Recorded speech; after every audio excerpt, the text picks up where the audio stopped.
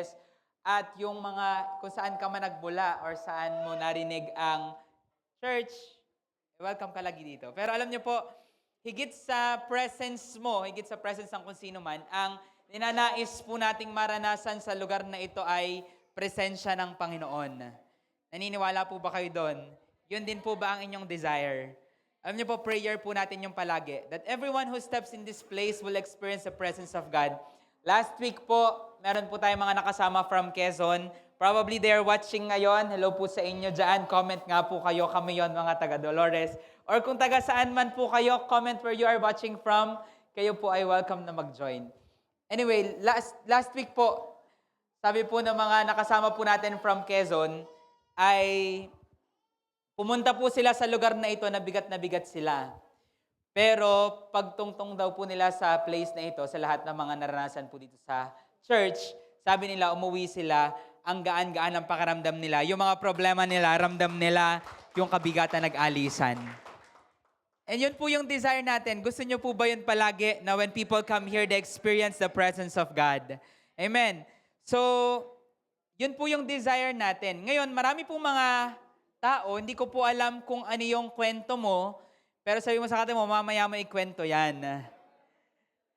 Hindi ko alam kung ano yung kwento mo ng enkwentro sa Panginoon, pero we have these churchmates na nagkukwento sila na na-enkwentro nila si Lord ng harapan.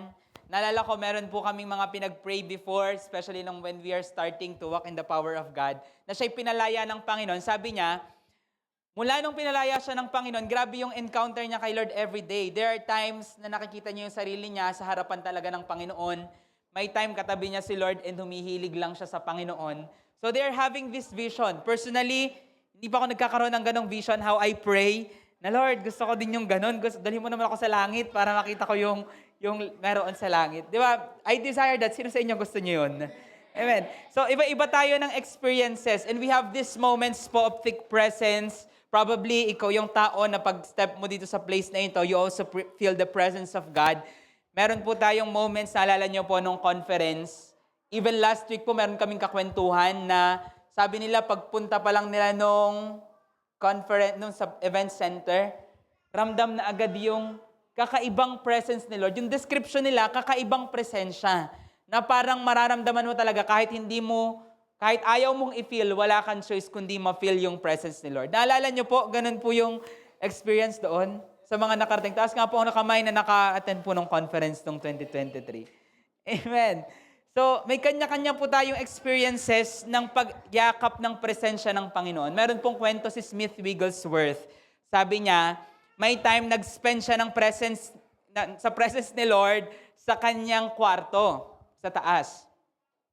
At habang nagpe-pray siya, kumapal talaga yung presensya ng Panginoon to the point na yung kasama niya, kaibigan niya na nasa baba ng bahay nila, hinihila ng presensya pataas para makipray din. So yung kaibigan niya na yun na nasa baba, umakyat siya para makipray. Alam niyo po, maya-maya pa, tumindi yung presensya ng Panginoon dun sa kanilang prayer room. To the point, sabi nung kanyang kaibigan, ang hirap na dito, hindi ko na makayanan. Bumaba na po siya at hindi na tumuloy mag-pray dahil sa sobrang tindi ng presence ni Lord. Si Smith Wigglesworth, tuloy-tuloy lang siya ng pray. After ilang moments pa po, mas kumapal yung presensya ng Panginoon dun sa kwarto. At sabi niya, halos hindi na makayanan ng katawan niya, hindi na siya makahinga sa sobrang kapal ng presensya ng Panginoon. At sabi niya kay Lord, Lord, pag nagtuloy-tuloy pa to, mamamatay na ako. Kasi sabi niya, ang tindi ng presence. Kaya sabi niya kay Lord, Lord, wag ganitong parang hindi na ako makahinga. Sabi niya ganun. So, nag-lift yung presence ni Lord, pero that time, tinestify niya na grabe, pwede pa lang maranasan ng matindi ang presensya ng Panginoon. Sino po dito gusto mong maranasan lagi ang presence ni Lord? Amen. So, madali pong maniwala sa Diyos kapag kita mo or nararanasan mo ang presensya niya. Pero tanong ko po sa'yo, paano kapag hindi masyadong kagandahan ng sitwasyon? Mapapansin mo pa din ba ang Diyos? Kasi madali pong makita yung presence ni Lord. Pag nag-pray tapos nilay hands tapos na-slain, ay si Lord yan. Ay, nagsishake ako sa presence ni Lord.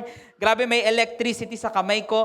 Madaling mapansin kapag ka may ganoon, kapag ka naghihiyakan dahil sa presensya ng Panginoon or grabe yung galak sa ating kalagitnaan. Pero ang tanong, paano kapag hindi masyadong maganda ang sitwasyon? Mapapansin mo pa din ba si Lord? So, sa oras po na ito, atin pong pag-usapan, masyadong honest no? Don't miss God. Sabihin mo nga, don't miss God. Pag sinabi po nating miss, hindi po ito yung hindi kayo nagkita tapos nami-miss mo na siya. Hindi po. Pag sinabi nating don't miss God, ibig sabihin, hindi mo makita si Lord sa kalagitnaan ng iyong sitwasyon. May pinagdadaanan ka and you miss the Lord. Alam niyo po ba ang totoo? Maganda man o masama ang sitwasyon, ang Diyos na nangakong sasamahan ka niya ay kasama mo. Uulitin ko po, maganda man o pangit ang sitwasyon, ang Diyos ay kasama mo. Sabi mo sa kata mo, kasama mo ang Diyos. At alam niyo po, ang nangyayari, kapag na-miss po natin si Lord, hindi natin siya nakita sa kalagitnaan ng pinagdadaanan natin, pwede po tayong matulad sa mga taong pumatay sa Panginoong Jesus. Alam niyo po ba, maaring nung binabasa mo yung Bible, hindi ko alam kung ako lang to, pero habang binabasa ko yung Bible, nung una kong nabasa, na pinako si Jesus, kasi tulad po ng kwento ko sa inyo, nung malaman ko yung tungkol kay Lord, sugod ako ng National Bookstore, bumila ako ng Bible, tigda 250 or 200. At yun yung start kong basahin. Alam niyo po expectation ko, pagbukas ko ng Matthew, mababasa ko pinanganak si Jesus. At pagdulo na ako ng Bible, mababasa kong namatay si Jesus.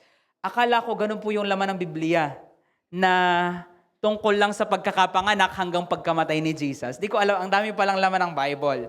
So, binasa ko siya at dumating po yung point, habang binabasa ko yung story na pinatay si Jesus, sabi ko, grabe naman to si Judas, pinagkanulo si Jesus. Ay, grabe naman to si Pedro, itinanggi niya si Jesus. Meron ba kayong ganun minsan? Grabe kung ako yun, hindi ko gagawin to. Ganun, ako lang po ba yung ganun? Sige, ako lang yun. Yan. Masyadong self-righteous na, parang feeling ko, grabe ito mga to, kung ako hindi ko itatanggi si Jesus, alam ko na mabubuhay siya muli. Ganun lang tayo kasi alam na natin yung ending. Pero kung ikaw yung naroroon, alam niyo po ang dahilan kung bakit nila pinatay si Jesus. Kasi nakikita nila si Jesus ng harapan, pero they miss God. Hindi nila talaga nakikita ang Diyos sa Kanya. At alam niyo po bang posible yun? Maganda man o pangit ang iyong pinagdadaanan, pwede yun na dahil hindi mo nauunawaan, hindi bulag ka sa ginagawa ng Panginoon sa sitwasyon mo, namimiss mo siya, parang feeling mo, iniiwanan ka ni Lord. Parang feeling mo, nasaan na si Lord? Nung nasa church ako, andun siya, kasama namin siya. Ngayon pag uwi ko, may pinagdadaanan sa bahay, ramdam ko, iniwanan ako ng Panginoon. So we miss the Lord. Again, sabi mo sa kanila mo, don't miss God. Alam niyo po kung bakit mahalaga na we don't miss the Lord? 4 things po kasi na nangyayari when we miss the Lord. Una, discouragement. Sabihin mo nga, discouragement. So, yung mga pag-uusapan po natin nasa Luke 22 po at saka Luke 23. So, yung mga chapters po na yun, dadaanan po natin yan.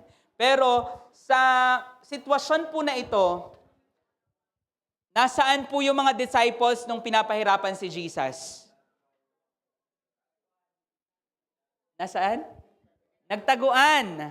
Nagtakbuhan. Parang ikaw lang nung unang may mag-Bible study. Diba? Tinatakbuhan mo, tinataguan mo. Or nung may persecution darating. Or nung nasa street preaching ka, tapos may kaklase ka, nadadaan.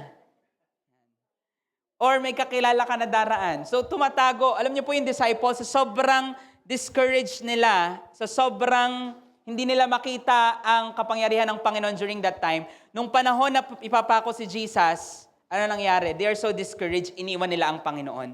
Alam niyo po, kapag tayo po ay nasa mahirap na sitwasyon at hindi natin nakikita, hindi natin piniling hanapin ang Panginoon sa sitwasyon na yon, possible po yon na yun ang dahilan kung bakit ka discouraged. Tingnan mo nga yung katabi mo kung mukhang discouraged. Mukha po bang discouraged? Or mukha pong encouraged? Amen? Amen. So, alam niyo po kung bakit discouraged yan? Kasi nga, possible, that person, he or she misses God. Ibig sabihin, hindi niya nakikita na sa hirap ng sitwasyon ay naririyan ang Panginoon. Ako po personally, nauunawaan ko po yung disciples kung bakit nila iniwan si Jesus. Kasi manganganib yung buhay mo. Diba? Tapos, yung inaakala mo na hari ng mga Hudyo, akala po kasi nila ng mga Hudyo noon, yung ipapanganak na hari, ipapanganak sa palasyo. mayroong espada, armado, mayroong helmet, pero biglang yung hari na susundin nila, ganito, sakay ng donkey, tapos walang espada, walang sandata. Hindi pinanganak sa trono, pinanganak dun sa sabsaban. So, kabaligtaran. Kaya nitong nangyayari na, napapatayin na siya, sobrang discouraged po sila kasi they forgot na yung Diyos, yung Jesus na nagsabing papatayin siya, Jesus din po na bumuhay ng patay. Jesus din po na nagpagaling ng may karamdaman at Jesus din po na nagpalaya sa mga inaalipin. Alam niyo po, kapag ikaw yung tao may pinagdadaanan ka and you miss the Lord during your situation, ibig sabihin po ng miss, hindi mo na nakikita si Lord. Yung parang, nasaan ba ang Panginoon? Bakit niya ako iniiwanan ngayon? Ba't di ko siya maramdaman? Ba't di ko siya marinig? May mga ganyan po ba tayong sitwasyon? Or ako lang yon? Kami lang yon ang ninang. May mga ganun po tayo na hindi natin maramdaman, hindi natin ma-feel si Lord. And you know what? If you miss God during your situation, gaano man yan kaganda or kasama, you will be discouraged. Second thing na pwede mong pagdaanan, you will quit. Quitting, sa yung mga quitting. Alam niyo po si Judas kung bakit siya nag-quit? Kasi nag-quit po si Judas dahil hindi niya nakita ang Panginoon. Hindi niya nakita ang pagka-Diyos ni Jesus nung time na ipagkakanalunan niya siya. Ano po ibig sabihin? Alam ni Judas na makapangyarihan to. Pero during that time, imagine, binenta mo gamit ang kapalit ang 30 na pilak. Parang minaliit mo ang Diyos, di ba, during that time. Pero tulad po ng naalala niyo po isa po nating preacher, si Pastor Ruther, sabi niya, isa sa theory po ng mga Bible scholars, kaya niya ibinenta si Jesus kasi umaasa siya na si Jesus mag-aalsa. Si Jesus, papakita niya yung powers na, lalaban na siya this time kapag may dumating na mga sundalo. Pero na-realize niya na, hindi lumaban si Jesus, ano pong ginawa ni Jesus? Sumama lang siya doon sa nanghuhuli sa kanya. Hindi siya lumaban, kaya anong nangyari po, si Judas nung na-realize na, tinapon niya yung 30 na pilak. Kasi na-realize na, ano tong ginawa ko? So in short, kaya po si Judas ay nag-quit dahil he missed God during that time. Another one na nag-quit, kung naalala niyo po si Pedro. Nung time na itinanggi niya, dininay niya si Jesus, ano pong ginawa niya? Namatay si Jesus, di na nila makita si Jesus, he missed God during that time. Si Pedro po, nag-aya sa mga disciples, ako'y mangingisda, sasama ga kayo. So inaya niya pa yung disciples. Imagine, bago sumunod si Pedro, ano pong pinaiwanan ni Lord sa kanya? Yung pangingisda, yung lambat. And yet, dahil na-miss ni Pedro si Jesus, ano pong nangyari? Binalikan niya yung dati niyang buhay. Alam niyo po ba, possible pala yun? Napalaya ka ng Panginoon, pinagaling ka niya, grabe yung himalang pinaranas sa sayo. Pero dahil hindi mo na siya makita sa sitwasyon, parang may isip mo na lang, mas maigi pa yata yung buhay ko dati. Nakaranas, amen? Mas maigi pa yung buhay natin. Nakakaranas po ba tayo niyan minsan na yun yung lies mo ng kaaway na parang mas magaling pa dati nung time na yun. Kasi nga po, hindi mo na makita ang Panginoon ngayon. Again, sabi mo sa katabi mo, don't miss God. Another thing po that we do kapag tayo po ay we miss the Lord or we miss God, hindi natin nakikita ang Diyos sa ating sitwasyon, hostility to what God does. Hostility to what God does. Pag sinabi po nating hostility, hostile, ikaw ay galit na galit, nilalabanan mo, kinokontra mo ang ginagawa ng Panginoon. Nakaranas po ba kayo niyan sa inyong buhay na one time in your life, naging kontrabida ka sa gustong gawin ng Panginoon? Amen. Nag-start po ako dyan na yung akala kong pinagtatanggol ko ang aking relihiyon, hindi ko alam, ang Panginoon pala ang aking inuusig. Alam niyo po, yung mga Hudyo, kung bakit po nila pinapatay si Jesus, naalala niyo po, si Pilato, naririto. Sabi niya, ito ang pinapapatay niyo. Bakit niyo ba ito gustong ipapatay? Wala akong nakitang kasalanan sa kanya. Nung sinasabi po yun na Pilatos, sabi po ng mga Hudyo, ipako siya sa krus! Ipako siya sa krus! Hindi siya pinakinggan. Alam niyo po kung bakit? Kasi hindi nila nakikita na si Jesus ay Diyos. Tayo po, pag binasa natin yon, pagbuklat mo nung sa Lucas, sabihin mo, grabe naman itong mga to, pinapatay si Jesus. Sama ng ugali. Kung ako to, kokontra ako sa pagpapatay sa Panginoon. Sabi sa kanila mo, sila po, grabe po sila, parang inisip natin, ang grabe ang sama ng ugali nila, pinapatay nila si Jesus, mga murderer, pinapatay nila ang Diyos, grabe ganun nila tinaturo ang Panginoon. Alam niyo po kung bakit nila ginawa yon?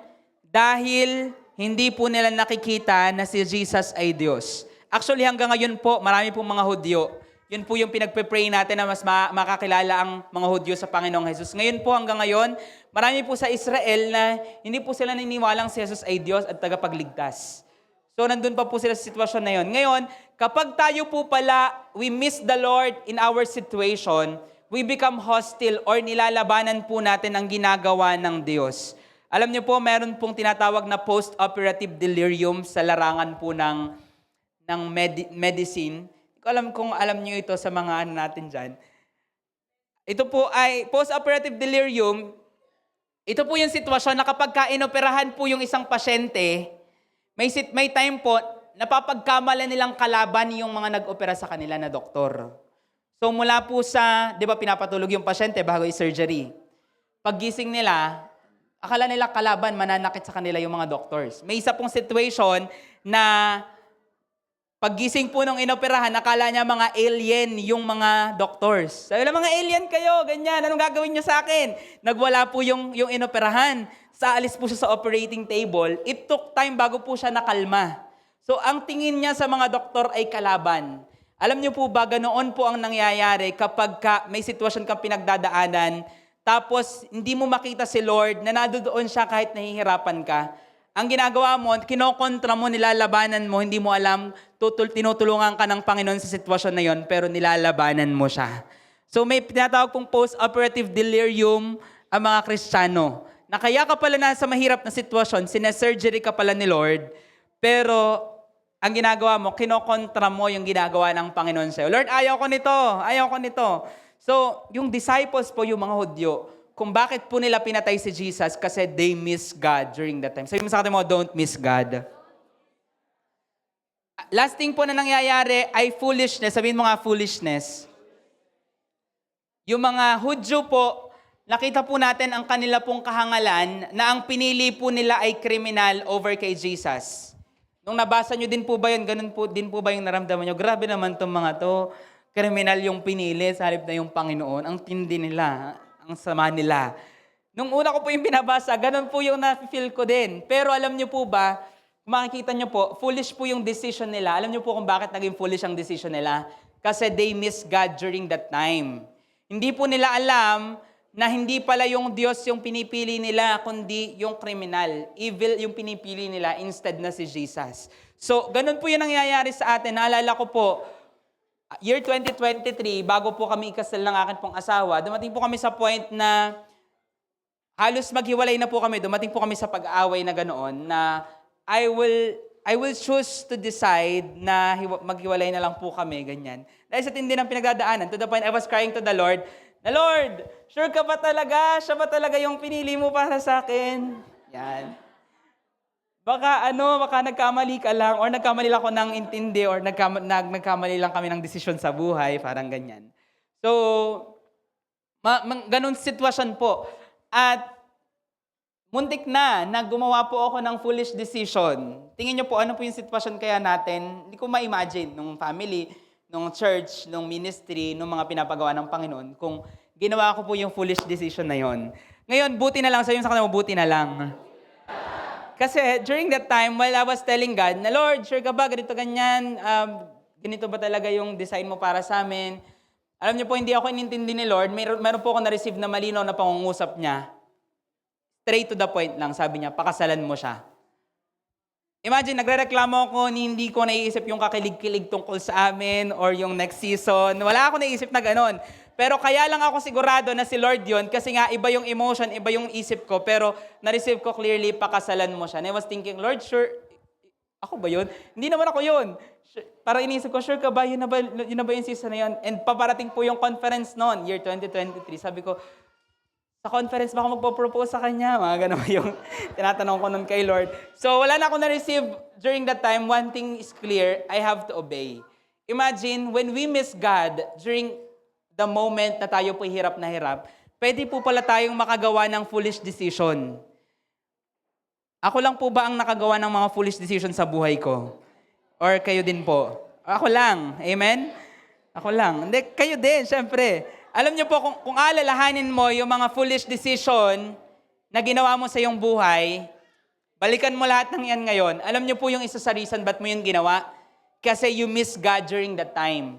Hindi mo makita ang Diyos, kaya gagawa na lang ako ng paraan, ako nang bahala dito. Ako na to. No? So again, sabi mo sa kanila, don't miss God. Again, when we miss God, we make foolish things. In danger po tayo na gumawa ng foolish decision. Ngayon, bakit po ba natin nami-miss si Lord? Ano po ba yung mga reason? How we miss God? Open your Bible sa Lucas 22 verse... Isa-isahin po natin. Himay-himayin po natin yan. 22 and 23. Lucas 22 and 23. So, sundan nyo lang po ako ng pagbabasa sa mga isasabihin ko po sa inyong verse. Pero, unang reason po why we miss God, how we miss God, one is when we focus on what we want instead of what God wants. When we focus on what we want instead of what God wants. Kapag masyado po tayong focus sa gusto natin, instead na yung gusto ni Lord, doon po natin nami-miss si Lord. Ano pong ibig ko sabihin? Sa Luke 22 po, kung inyo pong bubuklatin, sa verse 3, si Judas po pumasok sa kanya si Satanas. Alam niyo po kung bakit pumasok sa kanya si Satan? Dahil po sa tindi ng pagnanais niya sa pera. Inakusahan ba natin si Judas? Hindi po, kasi sabi po sa ibang verses, si Judas po ang tagapaghawak. Ingat yaman sa Tagalog. Ang ingat yaman po ng disciples doon ay si Judas. At sabi po ng ilang verses, ninanakawan iyon ni Judas, yung mga pinagkatiwala sa kanya. So ang point, matindi po ang desire ni Judas para po sa pera, kaya na-miss niya si Lord. In short, kapag tayo po pala, makikita po natin sa buhay po ni Judas, pag tayo po'y sobrang bulag sa pera, sa kayamanan, yun po ang dahilan bakit hindi mo na makita si Lord. Kaya nga po ang sabi ng Bible, hindi pwedeng maglingkod ka sa dalawang Panginoon ng sabay. Hindi ka pwedeng maging Diyos mo ang Diyos at ang pera o kayamanan. Imagine, ba't hindi sinabing kasalanan or bisyo or addiction? Hindi, pera po talaga yung tinukoy doon, kayamanan. Kasi alam niyo po, yun po yung main struggle nating mga Kristiyano. At kapag tayo po'y sobrang focus sa mga gusto nating mangyari, sa gusto kong makuha, sa gusto kong madagdag sa atin, yun po yung dahilan kung bakit nabubulag tayo, hindi natin makita ang Diyos sa ating buhay or pinagdadaanan. Yung mga soldiers po, sa Luke 23, verse 63 to 65. Luke 23, 63 to 65. Kung makikita nyo po dyan, mali. Saan yun?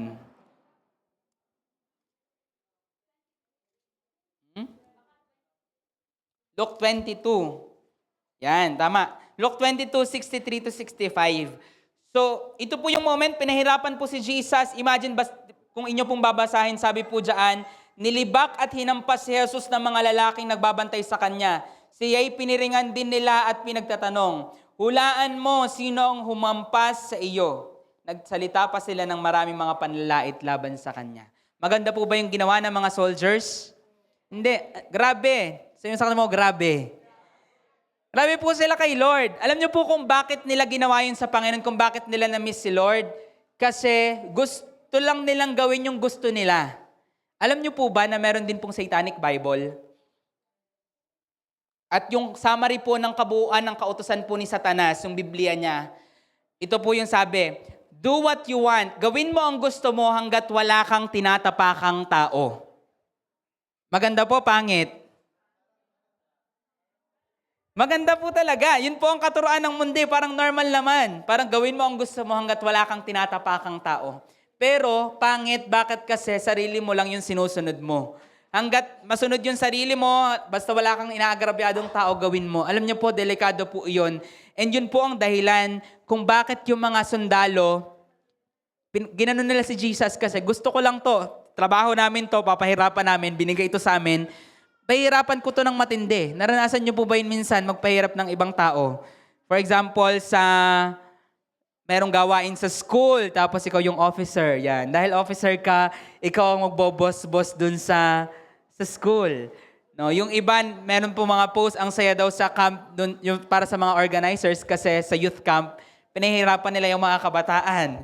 Or naranasan nyo minsan na makahuli ng daga, tapos dahil galit na galit ka dun sa daga, tinorture mo yung daga. Nung bata kami, pag may nahuhuli pong daga dun sa San Felipe, sari-saring torture ginagawa namin, tinutusok ng kung ano-ano, tapos animal cruelty talaga, nilulunod. Meron ba mga ganyan dito? Sino pong ganyan?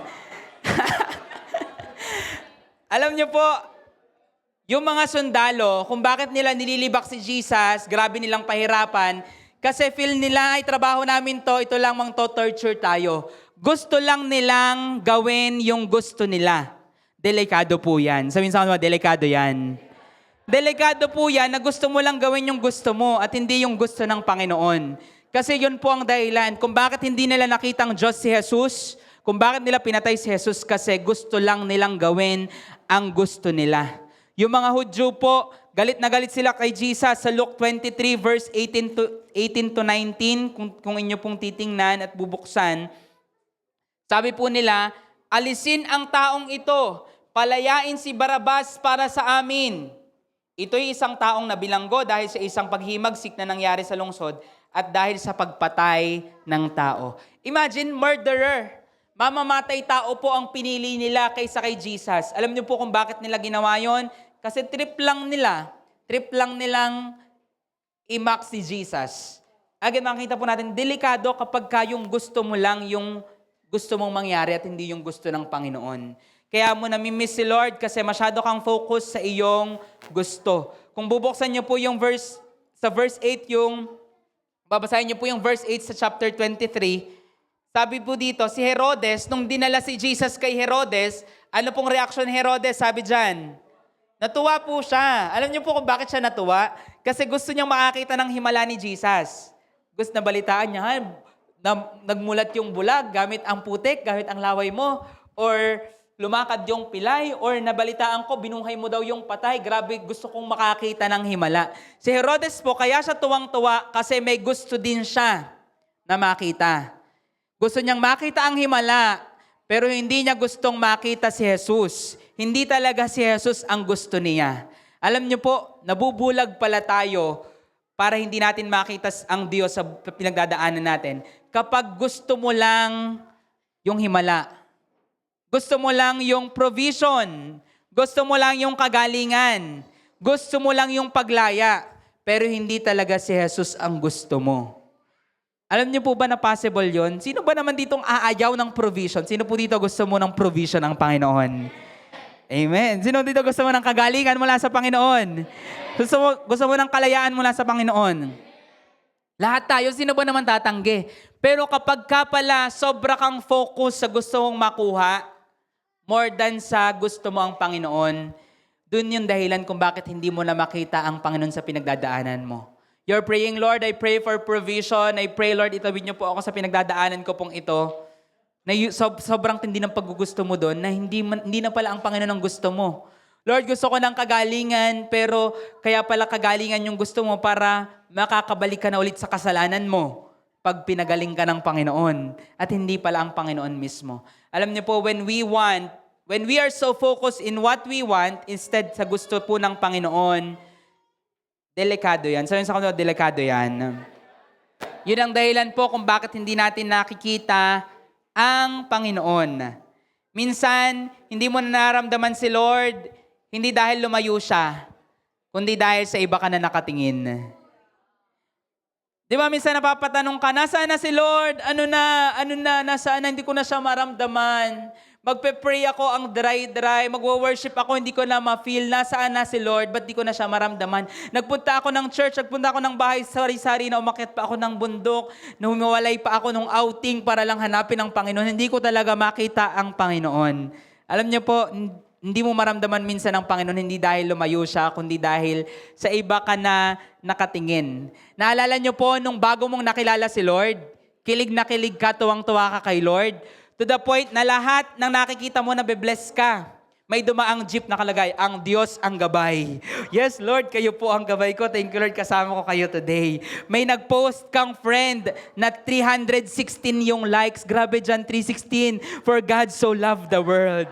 Parang blessed na blessed ka lahat ng number nire-relate mo sa Panginoon. Lahat ng senyales, lahat ng makikita mo, ang Panginoon talaga ang nakikita mo. Lahat. Orasan sa orasan. Pagtingin mo sa orasan, wow, Lord, 4:13 na ng hapon. Philippians 4:13. Sabi mo, ano yun? I can do all things through Christ who gives me strength. No, so, lahat, number sa school, pangalan ng tao, pagkakilala mo dun sa school, ano pangalan mo? Christian. Wow, ang ganda naman pangalan mo, may Christ. Diba? So, lahat nakikita mo. Pero ngayon, wala na kung saan ka na nagsusuksok para hanapin ng Panginoon, hindi mo na siya makita. Alam niyo po kung bakit? Baka kasi iba na yung gusto mo. Iba na yung hinahanap talaga ng puso mo. I-check po natin ang atin po mga sarili. Kasi yun po ang dahilan why we miss God. Sobrang focus na tayo sa gusto nating mangyari. Alam niyo po, kahit po sa ministry, we have this tendency na pwede pong ma-miss natin si Lord sa ating mga gawain. Pag tayo sobrang focus sa numbers, sobrang tayong focus, maging maayos lahat, or maging maganda yung kapaligiran, or maging ganito lahat yung patas. Anything, kahit pa po ministry yan, kapag sobra kang focus sa gusto mong makuha at mangyari, possibility po, yun po ang dahilan bakit mo nami-miss si Lord or hindi mo nakikita ang Panginoon sa iyong sitwasyon. Second reason, when we trust on our own understanding more than God's wisdom. Kapag masyado kang nagtitiwala sa iyong pangunawa, higit sa karunungan ng Panginoon. Alam niyo po ba si Pedro, nung time po na bago ipako si Jesus, bago siya ipagkanulo, sabi ni Pedro, Lord, hindi kita iiwanan. Iiwanan ka ng ibang disciples, pero ako hindi. Meron po bang ganyan dito? Yan. Sino po dito, alam mo, ayaw mong iwanan ng Panginoon? Amen. Pero ayaw mapatulad kay Pedro.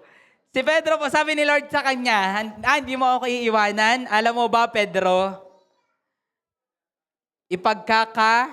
Ila mo ako ng 3 beses bago tumilaok ang manok. So I don't know kung anong naramdaman ni Pedro noon. Pero kung ikaw ang sinabihan noon, anong mafe-feel mo? Nasabihin ni Lord sa'yo, alam mo ba anak, 6 months kang mawawala sa paglilingkod. Ano mafe-feel mo? Grabe naman, I break that curse. Diba? So, siguro si Pedro, parang ganun yung tamang sagot. Lord, I break that curse, hindi kita ipagkakaila. Pero that time, sinabi ni Lord sa kanya, and nung huhulihin na po si Pedro, si Jesus, ano pong ginawa ni Pedro? Sabi po sa verse, tinan niyo po yung chapter 22, verse 49 to 50. 49 to 50. Nang makita ng mga kasama niya ang mangyayari, ay kanilang sinabi, Panginoon, mananaga ba kami sa pamamagitan ng tabak? Grabe no, ang wild. Kasi naman, kung bakit nila naisip yon, hindi nila maiisip talaga yun dati. Pero kung bakit nila naisip, kasi assignment ni Lord sa kanila, ngayon, guys, ganito yung mangyayari, magdala kayo ng tabak. Sabi ng disciples, Lord, meron kaming 2 dito. Okay na ba to? Sabi ni Lord, okay na to. So, that time, dinala nila yung 2 tabak. Kaya, nung aarestuhin na si Jesus, ang tanong nila, Lord, mananaga ba kami gamit ang tabak? Tingnan niyo po ang nangyari sa verse 50. Hindi pa nakakasagot si Jesus. At tinaga ng isa sa kanila ang alipin ng pinakapunong pari at tinagpas ang kanang tenga nito. Imagine, hindi na nakasagot si Jesus. Tanong ng ibang disciples, Lord, mananaga ba kami gamit ang tabak? Si Pedro, walang tanong-tanong, anong mananaga ba kami? Chuk! Tapiyaso ang tenga ng isang sundalo. Alam niyo po kung bakit ginawa ni Pedro yon? Kasi mali siya ng pagkakaunawa sa pagpapadala ng tabak. Mali siya ng pagkakaunawa, sariling understanding ang kanyang pinanghawakan. Kaya hindi niya nakita na ito pala ang kalooban ng Panginoon. When we lean on our own understanding, ganun po pala yung nangyayari. Na hindi natin nakikita ang Diyos sa buhay natin. Kaya minsan, hindi nagsushow up si Lord. Kaya minsan parang feeling mo ang layo ng Panginoon, hindi ko siya maramdaman. Kasi baka tulad ni Pedro, masyado kang focus sa sarili mong pagkakaunawa ng mga bagay-bagay. Instead na sa Kanya po tayo magtiwala. Ano po ang sabi sa Proverbs 3:5-6? Proverbs 3:5-6.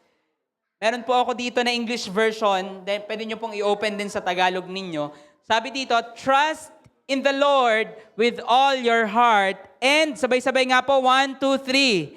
Lean not on your own understanding. In all your ways, submit to Him, and He will make your path straight. Sabi po sa Tagalog, huwag kang manangan sa sarili mong pangunawa. Kasi yung pangunawa po natin, lagi yung tagilid, lagi yung delikado. Kasi limitado po yan. Sino po dito alam mo limitado ang pangunawa mo?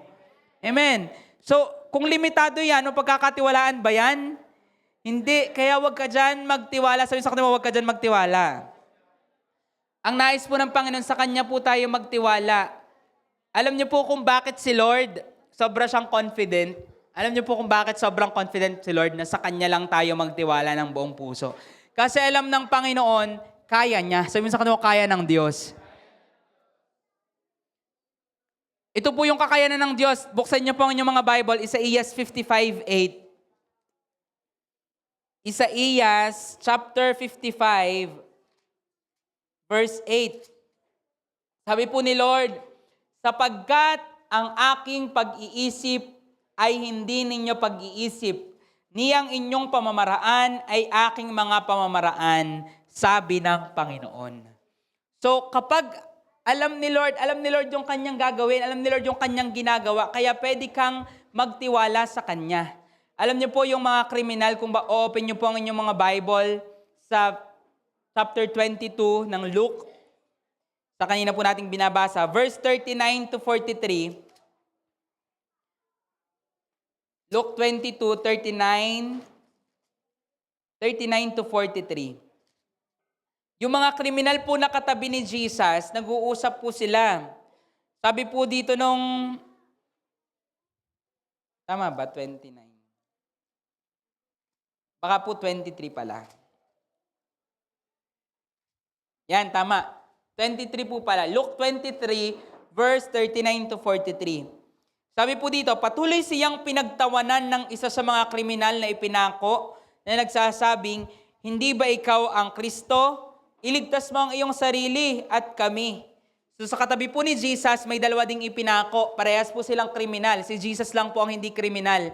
Sabi nung isa, ba't di mo iligtas ang iyong sarili? Kala ko ba ikaw ang Kristo? Idamay mo din kami, iligtas mo din kami. Alam niyo po yung sabi nung isa, sabi po dito, subalit sinaway siya ng isa at sa kanya'y sinabi, hindi ka pa ba natatakot sa Diyos?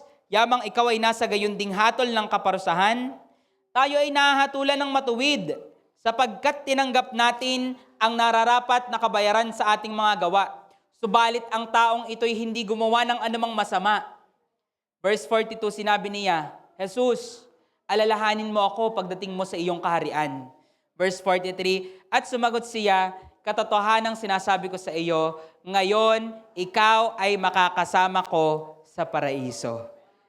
Alam niyo po kung bakit yung isa ganoon niya makausap si Jesus, na ba't di mo iligtas ang sarili mo? Kasi na-miss niya po ang Diyos. Hindi niya nakita na Diyos talaga si Jesus. Samantalang yung isa, kung bakit siya nagpaligtas sa Panginoon, ay dahil nauunawaan po niya na si Jesus ay Diyos. Matuwid siya, hindi siya nagkasala. Kung makikita niyo po dyan, sabi po nung isa, kung bakit alam ko pong nauunawaan niya, he doesn't miss the Lord, ay dahil, sabi niya, hindi ka ba natatakot sa Diyos? Sabi niya po dito. So, ibig sabihin, alam niya. Kung ito may hindi Diyos, at least ito'y lingkod ng Diyos or hawak ng Diyos ang buhay niya. So, ang point po, hindi siya naglins sa sarili niyang pag-unawa. And yung lahat ng mga nanalig sa kanilang pang-unawa, iniwan si Jesus, nilayuan si Jesus. Kasi nga, nakita nila, ba't wala na siyang ginagawa? Bakit hindi niya lusawin ang mga pako para bumagsak siya sa lupa at maalis siya doon? Ba't hindi niya pagaanin ang krus na kanyang binubuhat? Bakit hindi niya patayin itong mga nananakit sa kanya? Tulad ng napanood ko sa Reels sa Facebook. Nakita niyo po ba yun? Nagbubuhat tapos nanadyak. So, ba't hindi siya lumalaban? Ba't hindi siya gumaganti? Yun yung tanong ng mga tao kasi nga, sinusubukan nilang panghawakan ng sarili nilang pangunawa. Alam niyo po, ganoon din ang nangyayari sa iyong buhay kapag masyado kang nananangan sa iyong sariling pangunawa at hindi sa karunungan ng Diyos. Hindi mo makikita ang Diyos. Tatanungin mo talaga ang Diyos, Lord, nasaan ka? Ba't di kita makita ngayon? Kasi nga po, nananangan ka sa iyong sariling pangunawa. Sabi mo sa katabi mo, don't miss God. Naalala ko po, nung last year camp natin, naalala niyo po yung prayer natin, Lord, we pray na bigyan niyo po kami ng magandang weather. Naalala niyo po, Lord, yung paparating na bagyo, itaboy niyo po ito. Lord, we bind every spirit na magiging dahilan ng masamang panahon. Di ang ganda nga, hindi nga bumabagyo ng ating preparation.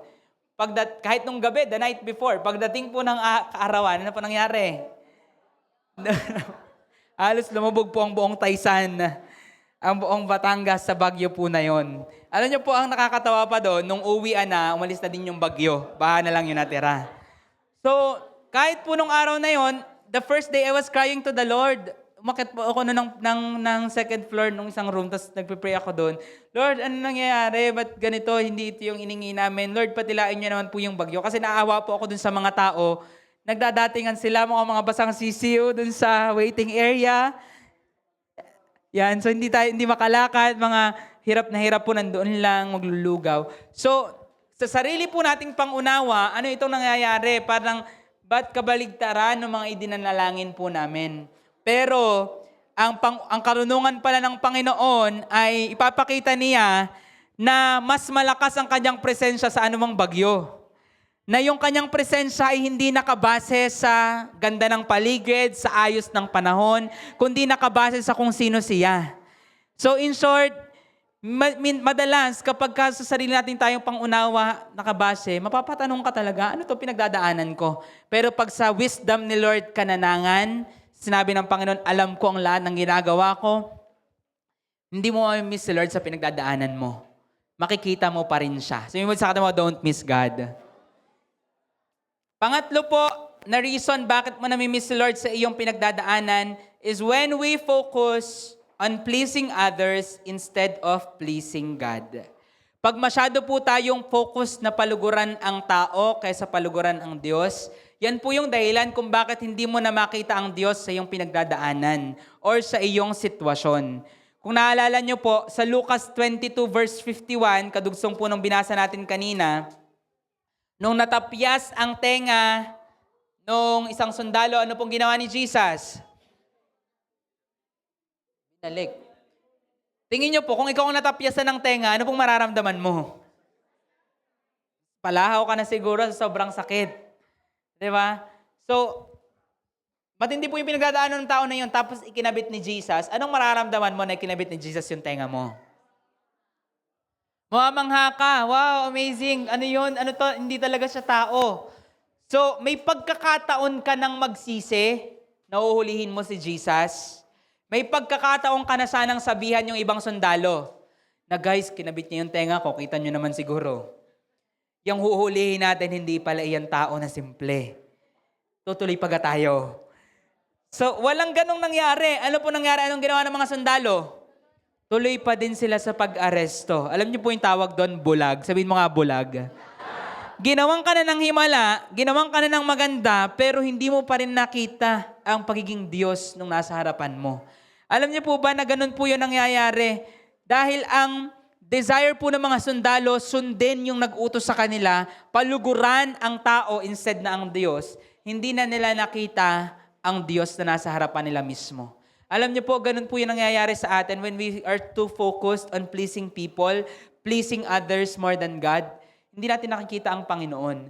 Kung bubuksan niyo din po ang inyong Bible sa chapter 23, verse 22 to 24, si Pilato po, sabi po dyan, nakita po niya na walang kasamaan si Jesus. Makikita niyo po sa verse 22, sa ikatlong pagkakataon ay kanyang sinabi sa kanila, bakit? Anong kasamaan ang ginawa ng taong ito?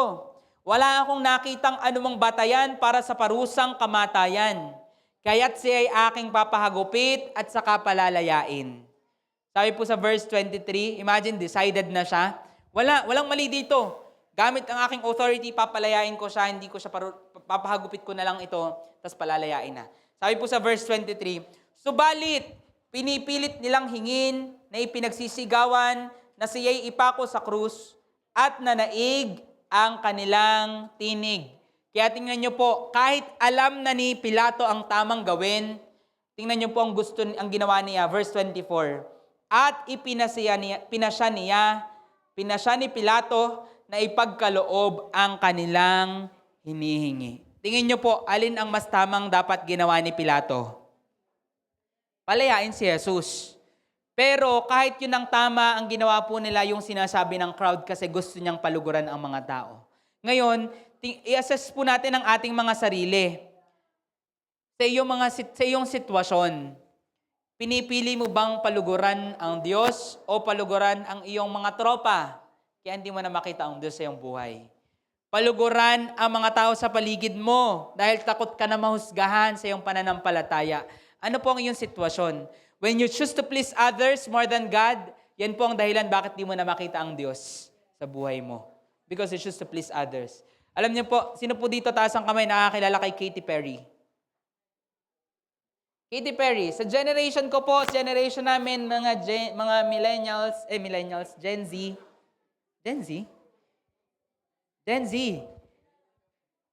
Sa millennials, inabot din po tayo ng mga padulong millennials. Si Katy Perry, isa po siya sikat na singers nung high school ako. Ang mga kaawit niya, Fireworks, Roar.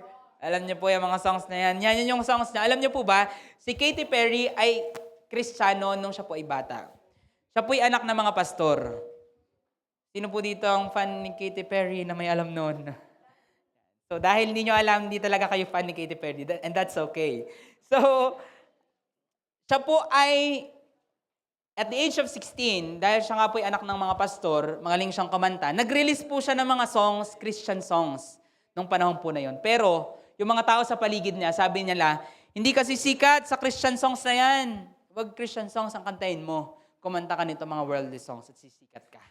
And that time po, instead na gawin yung tama, yung paluguran ng Panginoon sa pag-compose at pag-release ng Christian songs, nag-start siya nga na kumanta para sa mundo. Paluguran yung mga taong nagsabi sa kanya.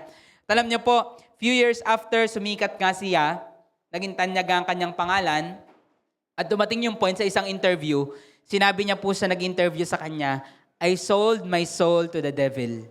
Ibinenta ko na ang aking kaluluwa sa demonyo. Ang kaluluwa po natin, hindi mo yun kayang ibenta sa demonyo kasi hindi mo kayang ibenta ang something na hindi naman ikaw nagmamayari. Pero lie po yun ang kaaway dahil ang pangako sa kanya ng kaaway, pasisikatin kita. So, may mga ganyan po nangyayari sa showbiz, sa celebrity, sa mga celebrity. Hindi lahat ng celebrity ganoon, pero it really happens. Ngayon, kung makikita po natin, ano po yung ugat ng kanya pong pagkakaligaw na may benta niya yung kaluluwa niya sa demonyo. Ang ugat po noon, gusto niyang palugaran ng tao more than God. At dahil doon, hindi niya na nakita na ang pinakamahalagang mayroon ako ay hindi yung katanyagan, hindi kasikatan, hindi kayamanan, kundi ang Panginoon na nasa akin. Alam niyo po, when we are that people na we choose to please people around us more than God, yun po ang dahilan bakit natin hindi nakikita na ang Diyos. Again, sabihin sa katabi mo, don't miss God. Sabi po ni Apostol Pablo sa Galatia 1:10, sige nga po, open your Bible, Galatia. Sino po mga gala? Galatia 1:10. Ako ba'y naghahangad ngayon ng pagsang-ayon ng mga tao o ng Diyos? O sinisikap ko bang bigyang lugod ang mga tao? Kung ako'y nagbibigay lugod pa rin sa mga tao, hindi sana ako naging alipin ni Kristo. So sabi po sa English version, for do I now persuade men or God? Or do I seek to please men? For if I yet pleased men, I should not be a servant of Christ. So, sinasabi po dyan ni Pablo na kapag ka ikaw yung tao, ang nais mo lang paluguran ay yung mga tao sa paligid mo. Kailangan ma-please sa akin yung workmates ko. Kailangan matuwa sa akin yung mga classmates ko. Kailangan hindi ako nila i-reject dahil nananampalataya ako sa Panginoon. Kapag ka masyado kang pleaser ng tao, ang mangyayari po, nadidisqualify ka daw, sabi ni Pablo, na maging servant ni Lord. Kasi our goal is to please God. Sabihin mo sa kanila, please God. Last po natin na point, reason bakit namimiss mo si Lord sa iyong pinagdadaanan is when we focus on protecting ourselves instead of trusting God. Kapag masyado kang focus na proteksyonan ng iyong sarili, instead na napaluguran or pagkatiwalaan po ang Panginoon, yun po ang dahilan bakit di mo na makita ang Diyos sa buhay mo. Ano po ibig sabihin? Tingnan niyo po sa buhay po ni Lord at ni Pedro sa Lucas 22, sa binabasa po natin kanina. Open your Bible, Luke 22, verse 54. Verse 54 to 61.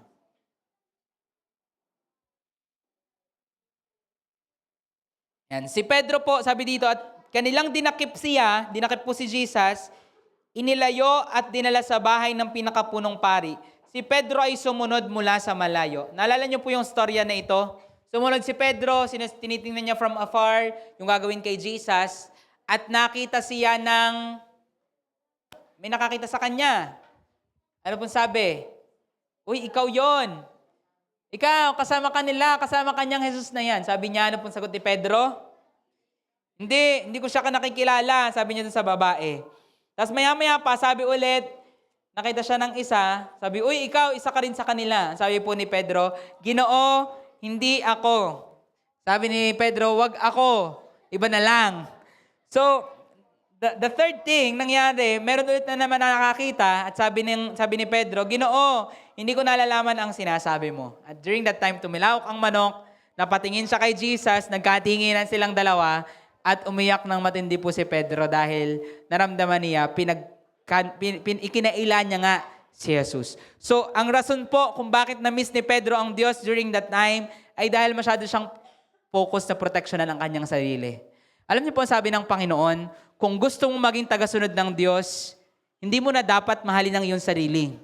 Kasi pag sobrang mahal mo ang iyong buhay, darating yung time ipagkakanulo mo din ng Panginoon. Grabe naman si Judas, grabe naman si Pedro, pinagkanulo, ikinaila nila ang Panginoon. Alam niyo po ang totoo, grabe ka rin. Grabe ka rin. Kapag mahal mo ang buhay mo, darating pa rin ang panahon na ipagkakaila mo sa ibang paraan ng Panginoon. Ipagkakanulo mo siya kasi you're too focused on protecting yourself. At isa po sa example po nito ay kapag tayo po ay nangangaral lang salita ng Diyos. Tingin niyo po, when you love so much your image, makakapangaral ka ba ng salita ng Diyos ng malaya? Hindi, kasi iisipin mo yung iisipin nila. Baka saktan ako nila, baka pag in-approach ko, masaktan ako. So, focus ka on protecting yourself. And that is normal na minsan may isip mo, baka ganito, baka ganyan. Pero bilang servants po ng Panginoon, if you don't want to miss God, you must stop protecting yourself at hayaan mo ang Panginoon na magprotekta sa'yo. Alam niyo po ba kapag sobra tayong maingat, of course, kailangan nating mag-ingat, hindi naman tayo dapat maging walwal at maging pabaya. Pero sa sobrang mahal mo ang iyong sarili, to the point that you are always protecting yourself, may mga bagay na ipaparana sana sa iyo ang Panginoon, pero hindi mo maranasan. Bakit? Kasi sobra mong pinoproteksyonan ang iyong sarili. For example, yung i-approach mo pala sa evangelism, magiging testimony. Meron po mga ganyang testimony no, na bahagi na ng salita ng Diyos sa evangelism. Tapos nung panahon na desperado na, hinanap yung church at nag-church. Meron po tayong mga ganyan na kasama. Naalala ko po, may testimony din po sa La Union na kami po inangangaral doon ng salita ng Diyos. And while we are preaching and worshiping, meron pong isang lalaki doon na tinitingnan, ano bang ginagawa ng mga ito? Parang napapaano ka itong mga ito? Parang iniisip mo, ano kayang iniisip ng mga ito sa amin? Or parang feeling mo, siguro pine-persecute nila kami. Di ba ganyan, may mga ganyan po ba kayo minsan naiisip na pag may mga nakatingin? So, that time, ramdam ko, I was being led na lapitan siya, pero napapaisip ako na, baka ako anong sabihin nito, baka anong gawin nito sa akin, ganyan.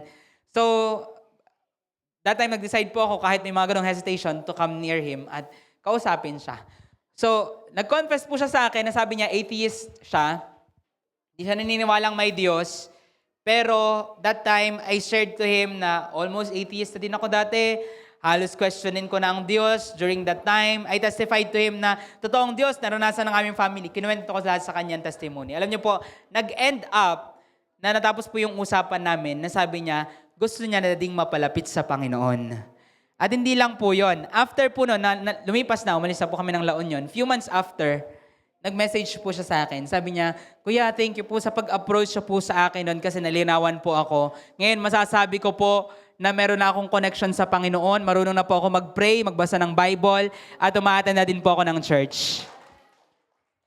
Few months after, minsan iniisip natin, may kwenta ba yung pangangaral ng salita ng Diyos? May kwenta ba yung pinilit ko talaga makipag-usap kahit parang feeling ko hindi safe na lumapit? Na minsan parang feeling mo pinapahamak mo yung sarili mo para lang maabot yung ibang tao. Alam niyo po, gusto kong sabihin sa'yo, sulit yan. Sabihin sa kanila mo, sulit yan. And when, alam niyo po, yun yung mga karanasan. Ilan lang po yun. I believe may mga sarili kang baon na mga amazing na bagay na pinaranas ng Panginoon sa'yo nung sinubukan mo na sumugod lang at hindi protection lang ang iyong sarili. Si Pedro po, dahil sa pagprotekta niya sa kanyang sarili, na-miss niya yung pagkilos ng Panginoon na gagawin sana ng Panginoon sa kanya during that time. And when we are too focused on protecting ourselves more than trusting the Lord, yan po ang dahilan bakit hindi mo na makita, Lord, nasaan ang kamay mo? Lord, nasaan ang pagkilos mo? Ba't di na kita maranasan sa buhay ko? Ba't ang dry-dry na ng faith ko? Check yourself. Masyado ka na bang maingat? Masyado ka na bang defensive sa faith na hindi mo na yan kayang ikwento sa ibang tao? Ni hindi alam ng classmates mo na Christian ka? Ni hindi alam ng classmates mo na nagde-desire kang lumapit sa Panginoon, or alam ng friends mo or ng family mo? Of course, hindi mo naman kailangan ipangalandakan sa lahat na, oy, Kristiyano ako. Oy, lumalapit ako sa Panginoon. Hindi. Pero to the point of protecting yourself, sobrang mong defensive na. Yan po ang dahilan bakit possible, yan po yung dahilan bakit nami-miss mo yung pagkilos ng Panginoon sa buhay mo. Agad sabi mo sa kanila mo, don't miss God. Don't miss God. So, when we are too focused, naalala niyo po si Pilato, kaya niya po hindi na nakita talaga kung sino ang Panginoon during that time dahil gusto niya lang proteksyonan yung kanyang sarili. Sabi niya, sige, ipako yan, sinunod niya yung mga tao. After that, ano pong ginawa ni Pilato? Naalala niyo po? Nagugas siya ng kamay. Bakit? Parang paghuhugas kamay niya, pag protekta niya sa kanyang sarili na, ay, hindi ako ang nagsabi niyan ha, hindi ako nagpapako. So, protecting himself. And dahil doon, sobrang niyang pinoproteksyon ng kanyang sarili, na-miss niya kung sino talaga ang Diyos sa buhay niya. Ngayon, I don't know kung ano po ang iyong sitwasyon na pinagdadaanan. Hindi ko alam kung nandoon ka din sa moment ng buhay mo na hindi ko na ma-feel si Lord, nasaan ang Panginoon, nasaan ang Diyos, hindi ko makita ang kamay ng Diyos sa buhay ko. Pero this time, assess yourself. Ako ba, pinipili ko bang paluguran yung tao more than God? Or ako ba, masyado ko bang pinoproteksyonan ng aking sarili? Or maaaring sobra na akong focus sa gusto kong makuha instead sa gusto ng Panginoon? Or baka masyado na akong matalino. Ganyan. Mga ganyan minsan. Na parang masyado akong matalino, masyado ko nang ina-analyze yung mga pinagdadaanan ko, yung sitwasyon ko, more than pagkatiwalaan ang katalinuhan ng Panginoon. You know what? This is the moment, this is the time na gustong ipaalala sa iyo ng Panginoon na, anak, I don't want you to miss me sa iyong pinagdadaanan. Alam niyo po ang totoo, gaano man kadry ang iyong pinagdadaanan, gaano man kadry ang iyong sitwasyon, or gaano ka man kahirap, ang totoo, kasama mo ang Diyos. Sabi mo ulit sa katabi mo, kasama mo ang Diyos. Pero this time, ang gusto ni Lord, i-shift mo yung iyong paningin, hanapin mo siya sa iyong sitwasyon. Alam niyo po yung paraan para makita mo ang Panginoon sa iyong pinagdadaanan, para hindi mo ma-miss si Lord. Ito po yung iiwanin ko sa inyo. Find the fingerprint of God sa iyong pinagdadaanan. Alam niyo po yung fingerprint, ikaw lang yung may ganyan na fingerprint.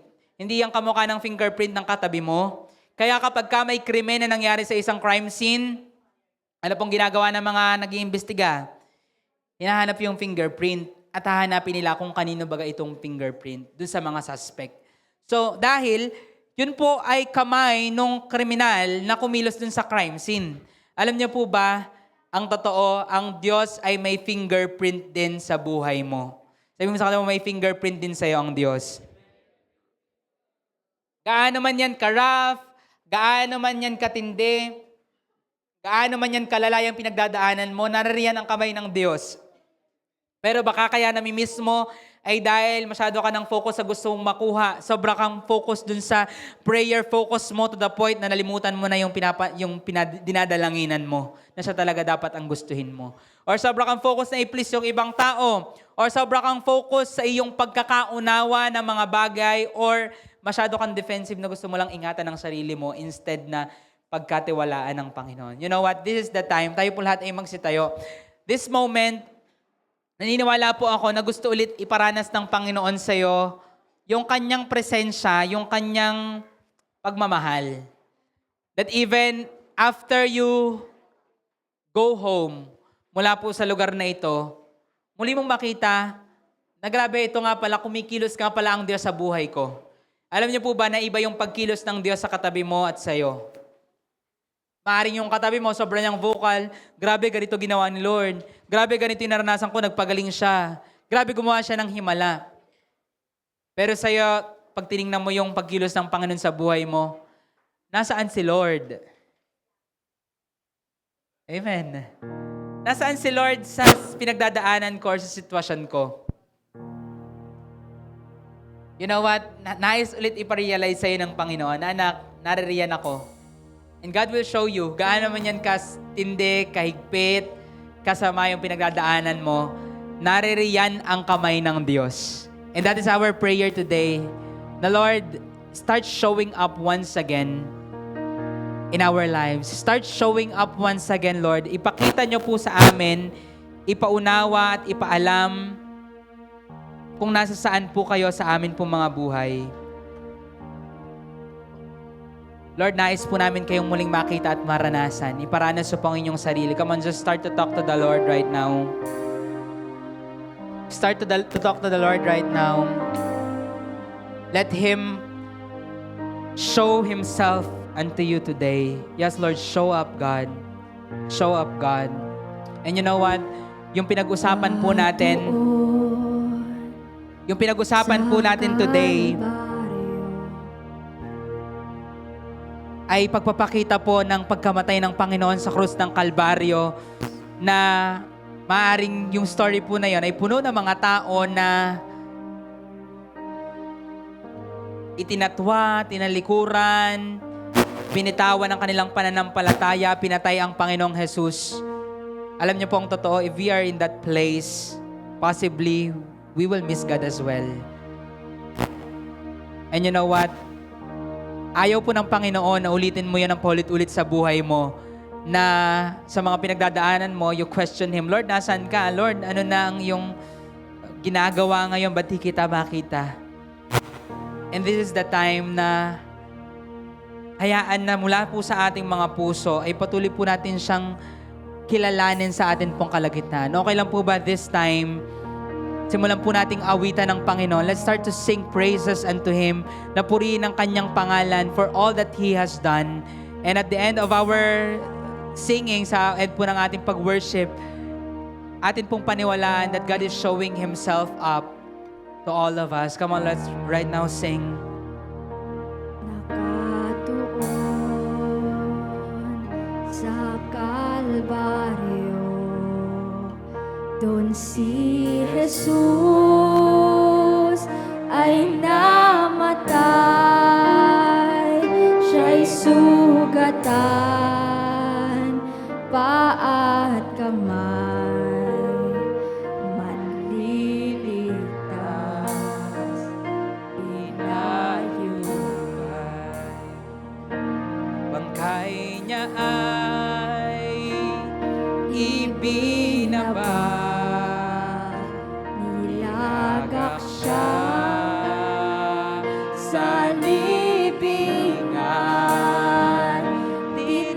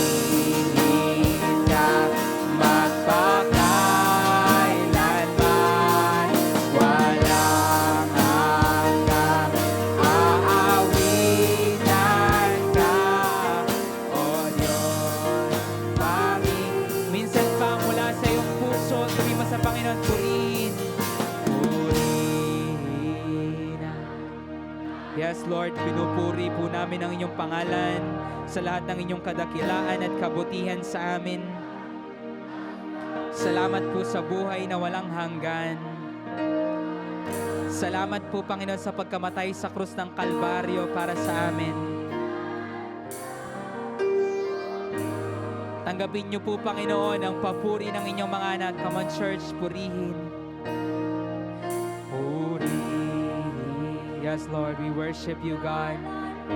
Purihin ang inyong pong pangalan sa lahat ng inyong kabutihan, sa lahat ng inyong kadakilaan, Panginoon, sa aming buhay. Sambahin ka, Panginoong Jesus. Walang hanggang aawitan ka, O Diyos, Panginoon. Yes, Lord. Sa oras po na ito, patuloy po naming inaalala ang inyong katapatan sa amin pong buhay. Lord, ang aming kaligtasan ay bagay na hindi po namin hiningi sa inyo. Pero Lord, ito po'y bagay na inyong pinagkaloob sa amin, ginawa sa amin ng libre, dahil ayaw niyo po kaming mapahamak. Sa oras po na ito, patuloy naming inaalala na kayo po ang Diyos na mabuti na nagmahal sa amin. At sa oras po na ito, Panginoon, ayaw po namin na mapatulad sa lahat ng tao na nagtatwa, nagkaila at pumatay sa inyo, Panginoon. Lord, we don't want to miss you sa bagay na amin pong pinagdadaanan. And Father, that is our prayer. Come on, ask the Lord na patuloy niyang ipakita sa iyo ang kanyang sarili, sa ano man ang iyong sitwasyon na pinagdadaanan. Hingin mo na ipahayag niya ang kanyang ginagawa, nang sa ganun makapagpatuloy ka. Dahil tulad ng ating pinag-usapan, tulad ng mga disipulo, nilabanan nila ang Diyos, iniwanan nila ang Panginoong Jesus, tinalikuran nila ang pananampalataya, naging hangal ang kanilang mga desisyon na ginawa, at sobra silang na-discouraged dahil hindi nila nakikita ang Panginoon. And right now, the Lord will start to show you, the Lord will start to speak to you, na anak, naririto ako, ito ang ginagawa ko ngayon sa iyong puso, sa iyong buhay. Hindi mo man makita, the hand of God is on your life. Ang fingerprint ng Diyos ay nasa sitwasyon na pinagdadaan mo dahil may ginagawa siya. Panginoon, iyon po ang nais naming makuha sa araw po na ito. Muli niyo pong ipahayag sa amin, muli niyo pong ipakita, ipamalas, Panginoon, kung ano ang inyong ginagawa, na hindi lamang ito himala, hindi lamang ito kagalingan, hindi lamang ito pagpapalaya, kundi Lord, meron kayong ginagawa sa buhay ng bawat isa sa amin, Panginoon. Lord, show yourself us once again, Panginoon. Show yourself up, God, once again in our lives. At Lord, hayaan na patuloy namin mapagtanto ang inyo pong ginagawa sa amin pong buhay. Even whoever in this place, Panginoon, na discouraged, na dinideceive ng kaaway, na tuluyang layuan ka, tumalikod sa pananampalataya, dalangin ko po, Panginoon, ang iyong yakap sa tao pong ito. Lord, sa bawat isa, naramdam po nila na gusto na nilang sumuko sa pananampalataya dahil sa sobrang tindi ng kanilang pinagdadaanan. Dalangin ko po na sa oras na ito'y matanggap nila ang kapayapaan, kagalakan, kalakasang nagbumula sa inyo. Lord, we are gonna leave this place ng encourage, ng maapoy at ng merong gana ulit na maglingkod, gawin ang mga ginagawa po namin dati. Lord, let your presence once again afresh. Lord, everyone na narito po sa oras na ito, God, lead us, Lord, into your presence, God. Allow us, Lord, to seek you and to see you, Lord, as we seek you every single day of our lives. And God, we speak prayer of repentance today. Anumang bagay namin po nagawa laban sa iyo, lahat ng paglaban po namin sa ginagawa mo, lahat ng kasalanan, lahat ng paglayo, Lord, we repent of that. Come on, speak that prayer right now. Whatever you have done ng mga nakaraan, all these doubts, Panginoon, lahat ng pagdadalawang isip, lahat ng pagdududa, lahat ng pang-question sa inyo, Panginoon, ito po'y aming inihingi ng tawad. God, forgive us for not trusting in you. Forgive us, Panginoon, sa kawalan ng aming pananampalataya. Lord, sa oras po na ito, we repent of that and we choose to depend on you once again. We choose to see you and to seek you once again, Panginoon, sa aming pong mga buhay. Lord, sustain every one of us that as we leave this place, Lord, patuloy namin pagtiwalaan, hindi ang aming pangunawa, kundi kayo na may hawak ng aming buhay. Lord, sa iyo na aming Diyos na makagagawa ng higit pa sa aming kayang isipin at gawin, kayo ang aming kasama, Kaya Lord, kinikilala po namin na magagawa po namin lahat ng bagay dahil kasama po namin kayo. Hayaan Lord na sa araw po na ito, baunin po namin ang kapayapaang ito, ang pagtitiwalang ito at ang galak na ito na nagmumula sa inyo. Sa oras na ito, Panginoon, sa lahat ng inyong ginagawa, sa lahat ng inyong gagawin, kabutihan at katapatan sa aming buhay, sa iyo po na binabalik ang lahat ng may pasasalamat, papuri, pagdakil at pagsamba sa pangalan ni Jesus. Amen, amen, amen. And come on, church, let's end this with thanksgiving and praise kay Lord. Ibalik po natin sa Panginoon ang papuri, pagdakila at pasasalamat. Sino pong naka-receive kay Lord? Amen.